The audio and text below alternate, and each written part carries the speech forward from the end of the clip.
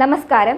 Tirurangadi today news അപ്ഡേറ്റ്സിലേക്ക് സ്വാഗതം. സ്വർണ്ണ സമ്പാദ്യം ഇനി തൂബയ്ക്കൊപ്പം 40-ാം വാർഷികാഘോഷത്തോടനുബന്ധിച്ച് നഞ്ചിപ്പിക്കുന്ന ഗോൾഡൻ സ്കീമുകൾ.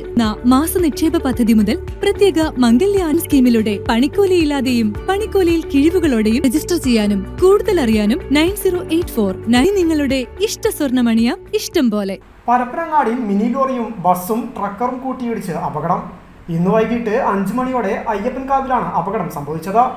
എറണാകുളത്ത് നിന്നും കോഴിക്കോട്ടേക്ക് ഫ്രീസ് ചെയ്ത മത്സ്യവുമായി പോവുകയായിരുന്നു മിനി ലോറി.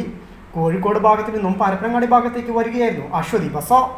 ട്രക്കർ കടലുണ്ടി ഭാഗത്തേക്ക് പോകുകയായിരുന്നു.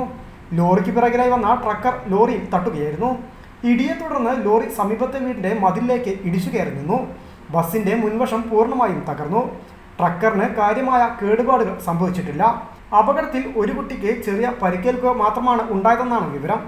മറ്റ് യാത്രക്കാരെല്ലാം സുരക്ഷിതരാണെന്നാണ് ലഭിക്കുന്ന വിവരം. അപകടത്തെ തുടർന്ന് ഇതുവഴിയുള്ള ഗതാഗതം തടസ്സപ്പെട്ടു. പോലീസ് എത്തി ഗതാഗതം നിയന്ത്രിച്ചു. News bureau, Parappanangadi.